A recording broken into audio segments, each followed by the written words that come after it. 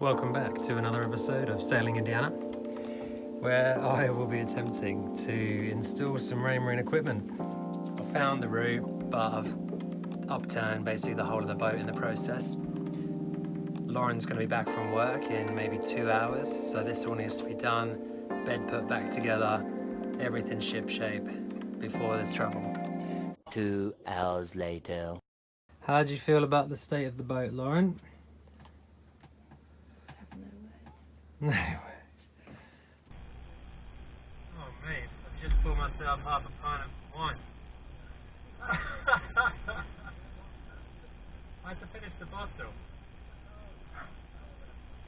If we've learnt anything today, it is that you don't start drinking until the jobs are finished and the boat is put back together. Sorry, Lauren. Welcome to Sailing Indiana. We are Lauren and Chris, and we've recently bought our first boat. This is a story of how we hope to swap a life in the city for a life at sea. Please like and subscribe, and welcome aboard. A quick update on our depth and speed sensor. I contacted Raymarine and the lovely Richard said, no, you're not going to be able to swap our new dry sensor with what's already in here. And then I got a second opinion from Paul at PT Marine, who said no, if you take that out, this one is not going to fit. He did say though that these should, the cables going back to the cockpit, should still work. So it means all is not lost. We don't have to get lifted out to fit a new through hole just yet, because that'll be 600 quid just for the pleasure of getting lifted out again. I don't know, I don't want to get too excited because yeah, it's fitting old equipment to new equipment, but if it can be done, then we might have depth and a log, speed, that sort of thing. So yeah, stay tuned as we fit the rest of this beautiful Raymarine equipment.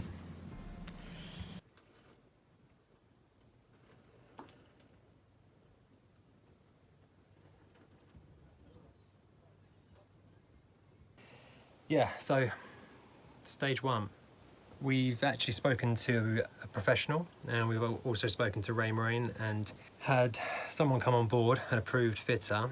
The benefit of that is we've told an approved fitter, if you have them install the Raymarine equipment, you get a warranty, so that if you're anywhere in the world and something goes wrong, you can just pull into the nearest Raymarine supplier and they just swap out like for like. So you do get the warranty with it, and I think that's probably something that we'll be needing at some point along the way if we're planning on doing some long journeys. So we spoke to the guy, and he said, look, to save costs, if you can install everything sort of where you want it in terms of physically installing the chart plotter in place, the ITC5 in place, then all he has to do is come along, check it, run all the cables through, which we think are pretty much all in place anyway, and run power to it. So it could be as simple as that. So to start with, as I just mentioned, the important things being the VHF radio and the ITC5 at the end there. That's what your wind instrument, your depth and your log plug into, and you power that, and that makes it all work and read off of the displays that we've already got in the cockpit. The AIS is a nice to have as well. What we're doing, we've bought a splitter, so we've got one VHF antenna or cable that's running right the way down the mast, and the two things that need to use a VHF antenna are the VHF obviously and the AIS. So they both need a signal, so you can have two separate antennas, or you can run it off the one, but you need a splitter. That's the main one that's coming down the mast. We'll have an output going to the VHF radio and an output going to the AIS transponder. The sort of predominant usage will always be VHF, so whenever VHF is in use, the AIS won't be, and that's obviously a safety feature there, because that's the important thing. I'm not one of those people who just goes gung-ho on these things.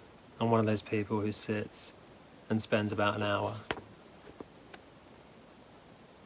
reading the instructions. There's a little handy diagram there. Who knows? What could go wrong?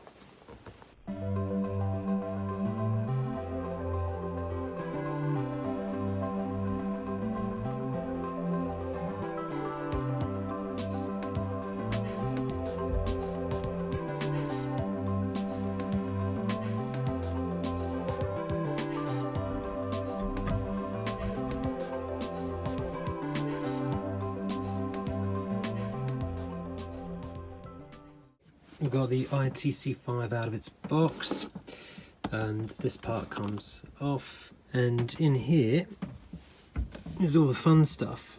So this is where you connect up, as it says, the depth, the wind instrument that's coming down the mast, and then speed and temperature, that's in the hull as well, the through hole there. Rudder reference, so that's when you get your autopilot set up, and compass as well. This is the end of one of the long cables. You can't really see the colours, but there's red, blue, green and something else in there.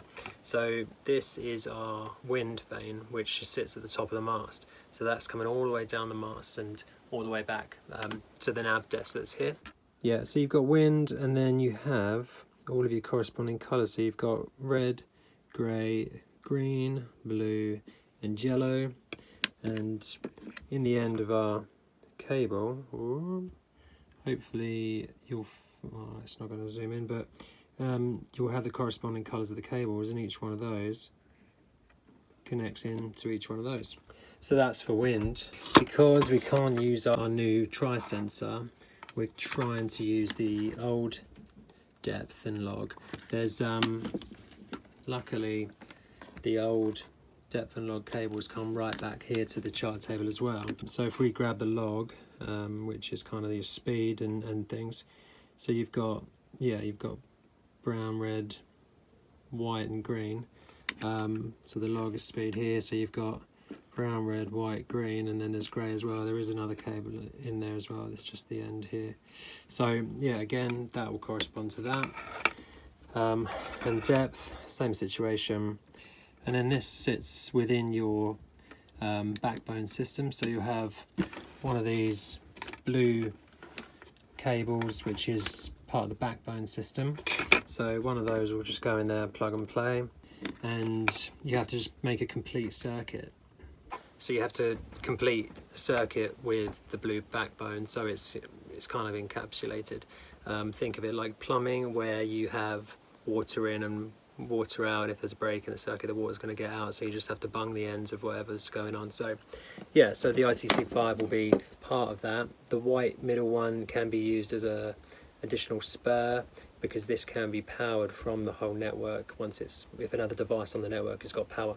But you can also run that white spur straight in as a power cable instead, so one of the red and black cables can go straight into there. But the main job is finding somewhere to plug it in, to mount it. So this needs to go somewhere, but everything behind here is like, yeah, chock-a-block, so I don't know, find somewhere, squeeze it in.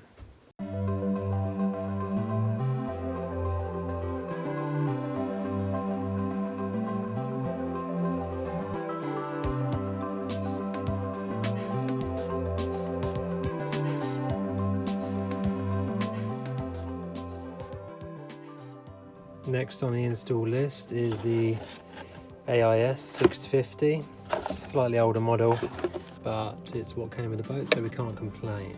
Yeah, similar thing, you got the spur connection there, which will either draw power to it or connect you to the network. It's got power and data socket there. You can put USB and SD cards in it, but we're just going to put a VHF antenna from there back to the splitter. It does need its own GPS, I think that's by law or something like that, so it comes with one and a big coil of cable, and this you just mount on the guardrail at the back, and then you chase all that cable through the boat, and into this, which I think we're going to put, yeah, next to our splitter. Now for this, the big unboxing, the very important part of our equipment is the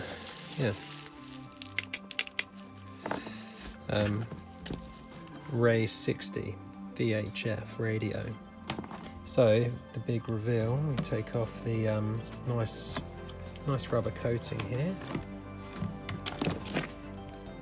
and this is it. Yeah, you got your distress button there. Channel 16, that's your emergency station, and I'm assuming that's just a selector. So yeah, it actually looks really tidy. Various bits and pieces on the back. Yeah, pretty nifty. So I'm going to see how I want to install it now.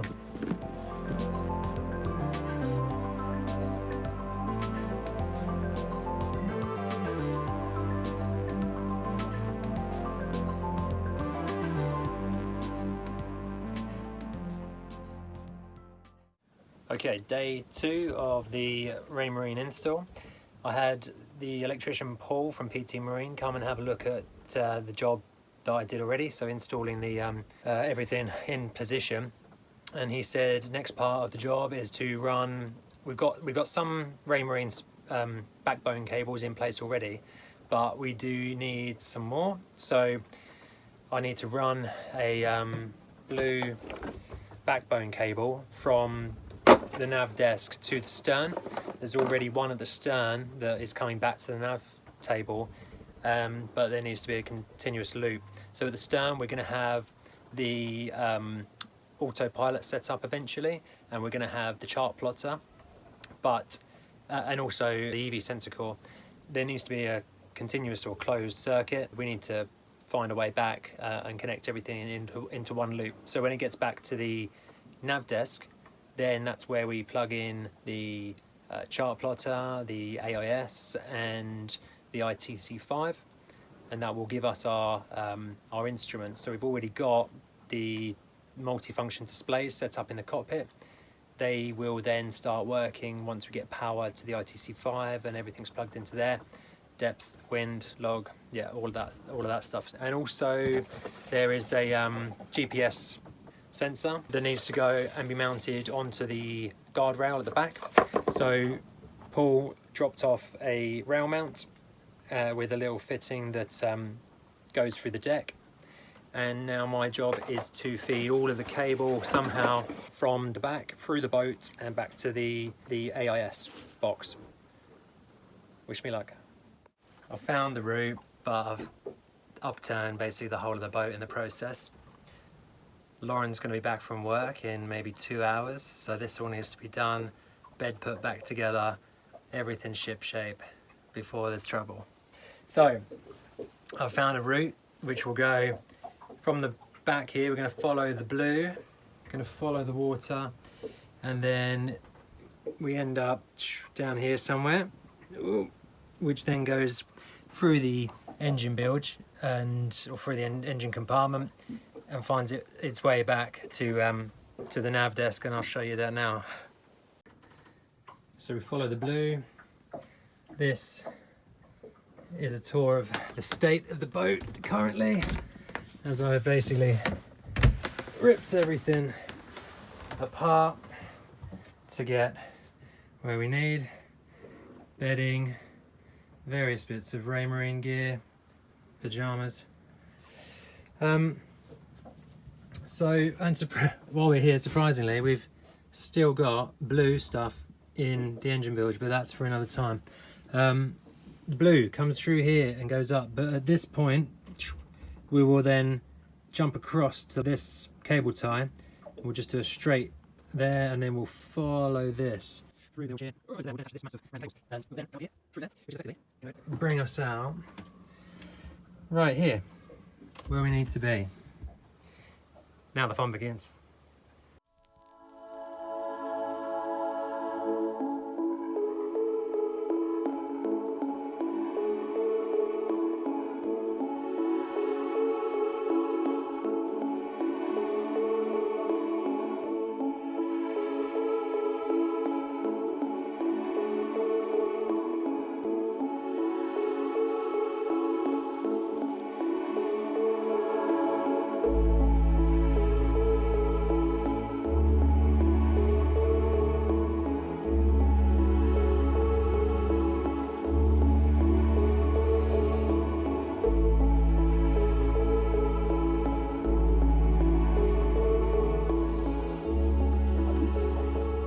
And that's it. We are in the cockpit locker and we just have enough. It's probably a meter on this that we've got to play with. Hello from inside the cockpit locker. So, behind me, I don't know if you can see it, but there's already a roll of blue backbone cable. We needed a return, so this is now the return. Two ends of this can connect up to make a complete circuit, so we're happy. Now we just need to run for the GPS antenna for the AIS, reverse engineer it backwards. Need to make a hole in the deck though.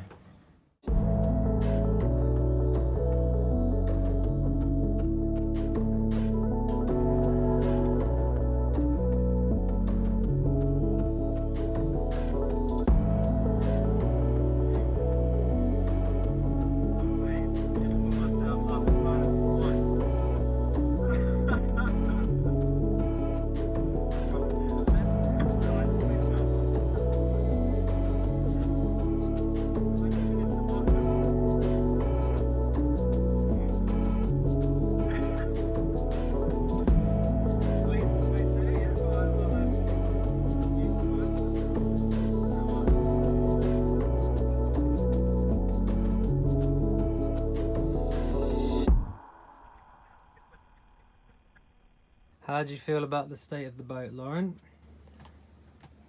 I have no words. No words. Well, I'm glad you're here because you got to help me. I mean, I can't move, can I? No, there's things everywhere. There's stuff everywhere. I kind of want to cry. I'm in between, do we just leave it and drink wine, or... I've already been drinking wine. This is why nothing's been done. No, I was, the neighbour came round, Ben came round, and then I had to have a drink with Ben, and then... You had to have a drink with Yeah, Ben. and I thought I needed your help anyway, so I just thought I'd wait until you came. It's a really, really convincing story. And now you're here, and we don't have a bed to sleep in. Because it's there at the moment. And we got guests coming this weekend. That's Saturday though, we've got the whole of tomorrow. I have work tomorrow. Come on, look, we'll just be 2 minutes, we'll get this rest of this stuff done. And it'll be fine. It's not softening the blow. Oh yeah, I mean, whew. It's a right old mess.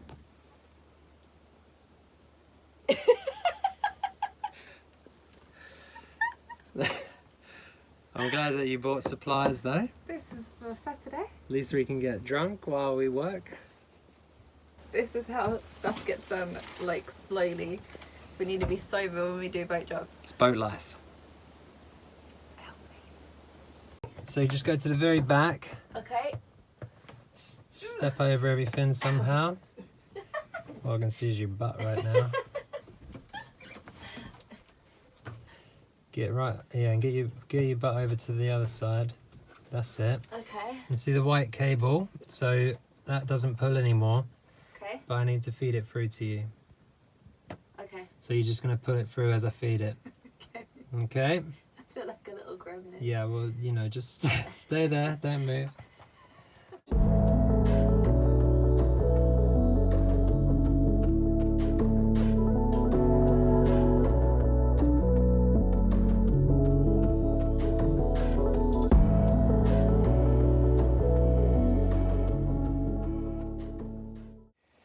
So next step is to call the marine electrician back, and now he will just power up the ITC5 with everything and plug it all into the fuse board, which is the bit we weren't too confident about. So You did such a good job. hey, you know, you helped. Yeah. Pulled one cable through. You just turned up late and helped at the last minute, so now you're getting the glory. Yeah. Anyway, so yeah, stay tuned for the next part when I don't know, do more stuff. when Lauren does more stuff.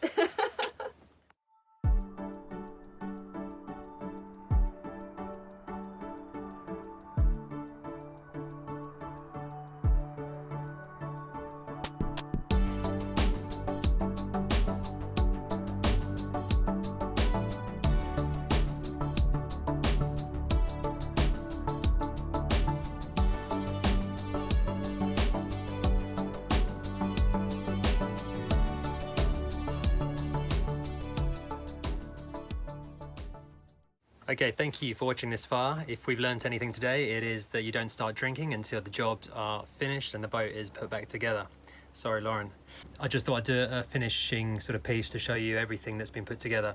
So as you just saw, Paul from PT Marine had come to the boat and done all the tricky bit, all the clever bit, and I'll just show you quickly what he's done, just as a sort of final piece to make everything make sense. So in the bottom locker there, you've got the ITC5. Blue cables are plugging into the backbone. That red cable there coming out of the white spur socket is being used as a power cable. And then either side of the unit you've got depth, wind and log. And then in the drinks cabinet we've got the splitter and the AIS unit with obviously the splitter, as we explained.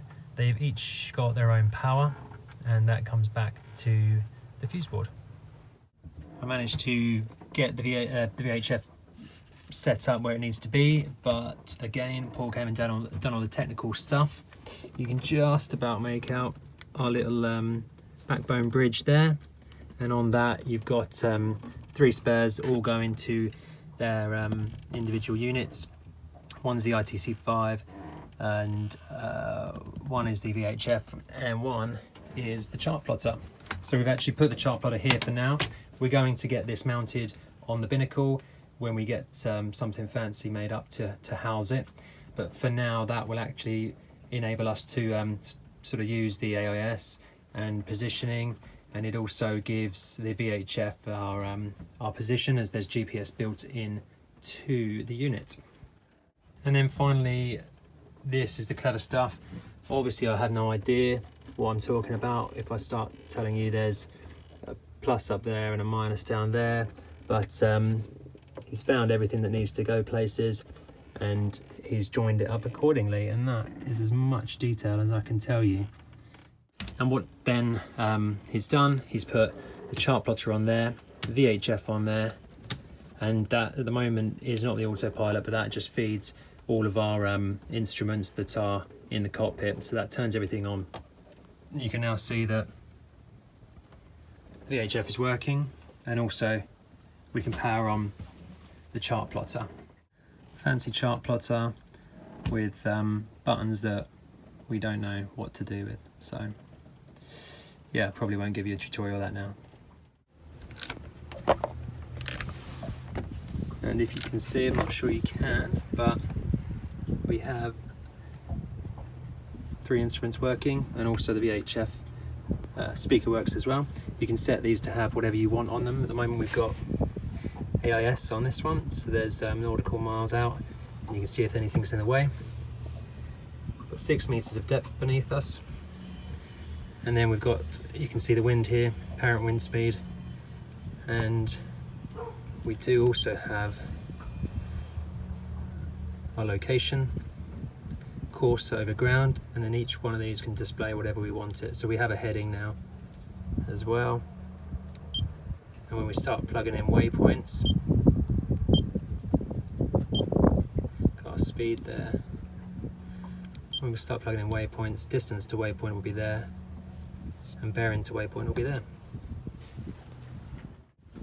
So thanks for watching this far, and yeah, hopefully next week you'll see us actually take the boat out. That's the idea. We've got sails up, we can do that, and we can then use all of our nice fancy instruments. So, oh, there's a fly. Thanks for watching. Like and subscribe. And back by popular demand, Lauren putting down the floorboards. One day I will get it. Or the SAILBOATs, as they should be called. I think this is the time. I really do think. Yes, guys. So You even just caught yourself behind it. You squashed yourself before you even got started. I so squished it. All right, this is the one. Twist it, twist it. It hates me. Twist the other way, yeah. Get it. Twist. Yeah, that's it. Then Kind of tuck that, twist up, other way. Yeah, Right. and tuck that end corner down. So right up. Bring this. I don't understand.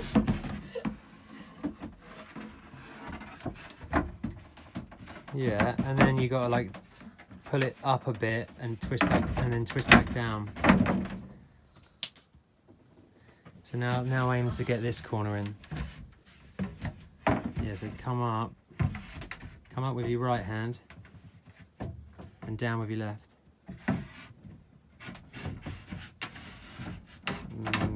Don't know about that. Oh no, maybe. Well, maybe. Oh my god, why am I so bad at this? It's so annoying. Like I don't get it. Come on, you got this. Actually, just. No, it's stuck. Yeah, I don't know about that. I Well, wedged it. kind of, maybe. It might. No, Doesn't it's sound not great, does it? No, it's like stuck here. Wedge it in a bit more. It's like wedged. I can't get it out. Oh, kind of. No, lift up that end. I can't. That's what I'm saying. It's stuck. Are you giving up? Yeah, I don't want to break anything. Mission failed. How'd you feel? Yeah, the camera.